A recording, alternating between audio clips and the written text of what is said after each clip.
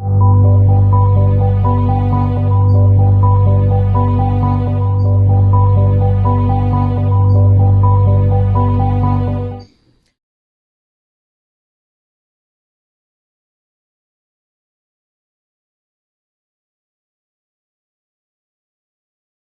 más de 20 años no había habido pues, modificaciones a la Constitución de la realidad en la cual se encontraba ya el país, de los retos tanto en lo interno como en lo global. Y todas estas reformas que pudiéramos definir en 11 estructurales, pero en la realidad son 28 a la Constitución, enmarcan diversos temas como el económico, como el político, como el social, como el de los derechos humanos.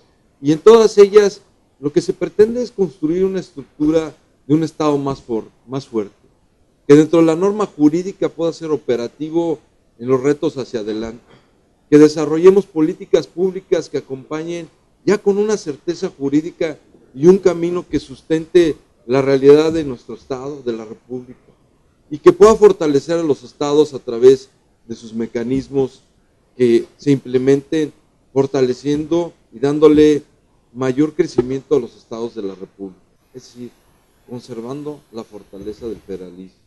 El presidente Enrique Peña Nieto apostó desde el principio a construir las reformas.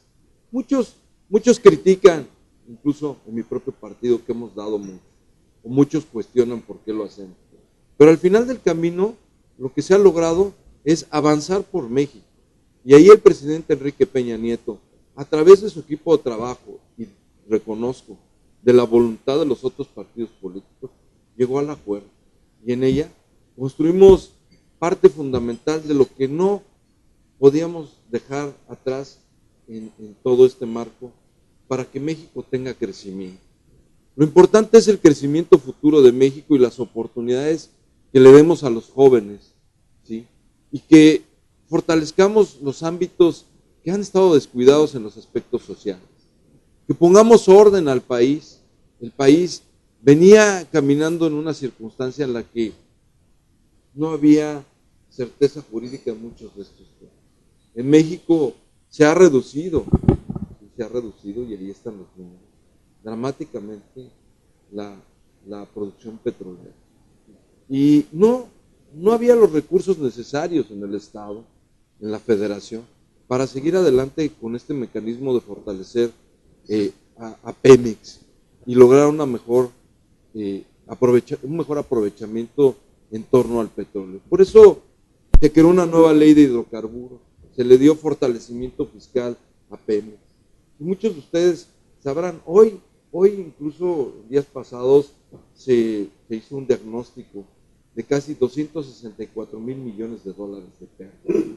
Y esta pérdida no se atribuye a un corto plazo de malas decisiones, sino se atribuye a que la propia competencia global que marca los precios internacionales del petróleo dejó a México en una circunstancia poco competitiva. Y si veíamos hacia futuro, pues estábamos en un colapso de unos años, 5 o 10 años. Gracias a esta reforma hoy lo que se le da es autonomía a Pemex en su gestión. Se fortalece la posibilidad de que respetando y salvaguardando la soberanía nacional y los recursos que implican el petróleo, se invita a que exista la participación de la iniciativa privada.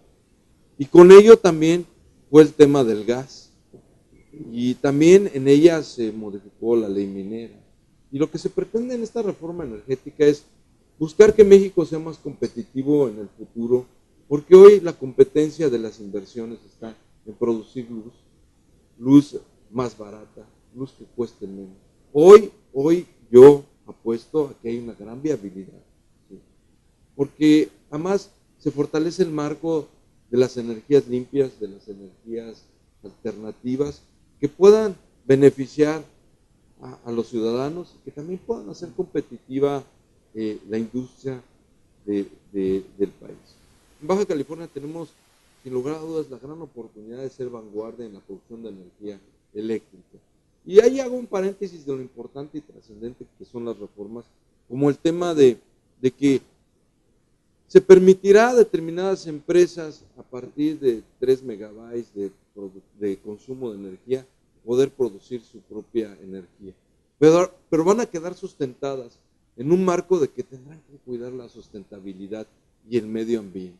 Y para ello, cuando menos el 25% de esas energías tendrán que ser limpias. Eso es lo que se busca dentro del marco que acompaña también estas reformas con nuevos organismos como la Comisión Reguladora de Energía, que será la que medie el tema de la oferta y de la demanda en la luz. El tema de estas energías limpias le representará a Baja California la oportunidad, porque por pura razón o vocación geográfica tenemos esa oportunidad de acceder a energías. Y estamos viendo que empieza a haber cada día mayor número de abanicos que producirán energía eólica en la rumorosa situación. Sí, la reforma de telecomunicaciones, sin lugar a dudas, es una cuestión muy importante, porque México estaba cerrado en un monopolio, estaba cerrado en una falta de oportunidad y también estábamos muy lejos de la vanguardia de otros países en torno al desarrollo de las nuevas tecnologías, pero no teníamos el marco jurídico adecuado y había la necesidad de ver hacia adelante y a futuro y a largo plazo qué va a pasar en el tema de telecomunicaciones. Y ahí, bueno, yo doy ejemplos y voy a puntualizar pues, algunos aspectos, como es el tema, la larga distancia nacional dejó de ser un monopolio y un beneficio, algo que se debió de haber regulado a partir de la privatización, que no fue de Pemex, sino la oportunidad que se le dio a ciudadanos de comprar las acciones, ¿sí?, que controlaba Telmex en un 5%. Y los gobiernos posteriores no revisaron esa regulación. Indicaba que había que fijarle límites a la competencia en la telefonía. Y que si bien había un marco legal de una comisión de competitividad, no estaba fortalecida del todo. Y por eso vemos la forma exponencial en la que Telmex creció. De ahí que hoy en este nuevo marco hay una comisión de competitividad que va a estar vigilando este marco, de evitar el monopolio. Hay un Instituto Federal de Telecomunicaciones que está al tanto de supervisar este esquema también y de que se cumpla la norma. Y en ello, en la telefonía, pues hoy desapareció el cobro de larga distancia nacional. Empoderamos al ciudadano en un marco en el que tiene los derechos de una línea telefónica que queda salvaguardada como de él y no es manipulada por las compañías. Se avanzó en reconocer el espectro de la radio y se abrió la inversión extranjera hasta en un 100% algunos aspectos de telecomunicaciones. Hoy se están terminando de licitar 2 nuevas cadenas de televisión. Entonces se le da un fortalecimiento, pero lo más importante, aquí hay un aspecto fundamental, que se reconoce el derecho a los ciudadanos a que sea un ordenamiento fundamental en la Constitución, a que tengan acceso a estas nuevas tecnologías de telecomunicaciones, y entre ellos está el Internet. Se espera que a partir del 18, cuando menos el 80% del país tenga la cobertura de Internet. Y adicionalmente se está buscando un mecanismo de que trate de ser cada día gratuito, al menos en los espacios públicos, en la educación, en muchos de los lugares. Esta reforma le aportó a México que al no tenerla, perdiera 189 billones de dólares entre el tiempo que dejamos de tenerla ahora. Hoy tenemos los ojos del mundo puestos en México, en las telecomunicaciones, en la reforma energética. Son reformas que pretenden fortalecer la inversión y dar crecimiento y dar empleo. Por ello, pues quisiéramos que mañana estuviera, pero dependen de las leyes que acompañan a estas reformas, las leyes secundarias, más de 29 leyes secundarias que hicimos, para que puedan operar. Y adicionalmente, pues a la ejecución de políticas públicas adecuadas. Del tema del IVA. Un tema, sin lugar a dudas, incómodo. Incómodo incluso para quienes votamos a favor. pero que tenemos que ser responsables, ¿sí?, de hablar del tema y no rehuir. El IVA es parte de una reforma integral hacendaria que era necesaria para la redistribución de la riqueza del país. ¿Sí? Suena largo el tema y puede sonar a demagogia, pero hay que revisar por qué razón se dio esta circunstancia. Hay muchos diagnósticos. Hay diagnósticos de los empresarios, que yo respeto, pero también hay diagnósticos que implicaban ciertos esquemas fiscales de incumplimiento, de abuso, de exceso. Pero en todo esto también hay que revisar que los mexicanos hace 3 años queríamos otro país y queríamos ver hacia adelante de otra forma, y que no hay soluciones mágicas cuando se trata de recursos, y que Baja California y todo el país están conformados en una federación de equilibrio, ¿sí? Y en ese marco pues son las reformas, ¿sí?, de todo México.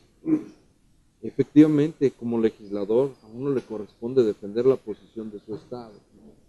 Pero en ese marco, al menos de su servidor, yo vi más objetivo los argumentos de mi partido en lo individual, de ver que era más atroz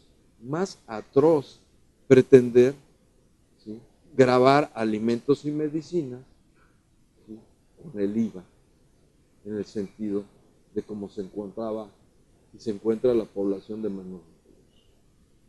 Salvaguardamos el esquema social, y sé que también hubo un esquema en el que el mecanismo propio de la reforma daba parámetros para incluir una pensión universal.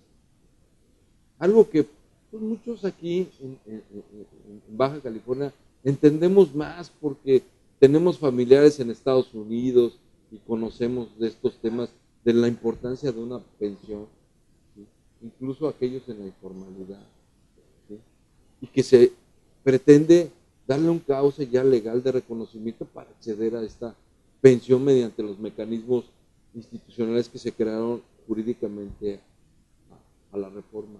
Y también vi positivo el hecho de que dentro de la reforma fiscal se incluya el tema del desempleo. Entonces, bajo ese esquema, yo lo voy a integrar. Y si hago a un lado el tema del IVA, efectivamente ha afectado.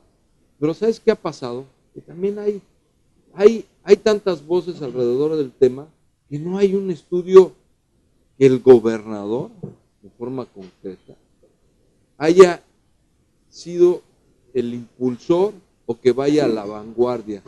Porque mi pregunta es, sin que yo tenga la respuesta, es, o sea que en un año se acabó todo el crecimiento de Baja California por el IVA, o es que antes hubo información que se ocultó y no es clara en torno a las políticas públicas que el Ejecutivo del Estado venía aplicando, y ni siquiera digo el gobernador actual, antes varios, porque las políticas públicas no son inmediatas de un mes a otro, son a largo plazo, integrales y estructurales, y si así los legisladores tenemos la responsabilidad, los federales, de salvaguardar el esquema del pacto federal en cuanto a las leyes, en cuanto a los beneficios, en cuanto al presupuesto, el Ejecutivo del Estado tiene la obligación de defender el crecimiento económico del Estado, el desarrollo social, el desarrollo humano y el desarrollo de seguridad.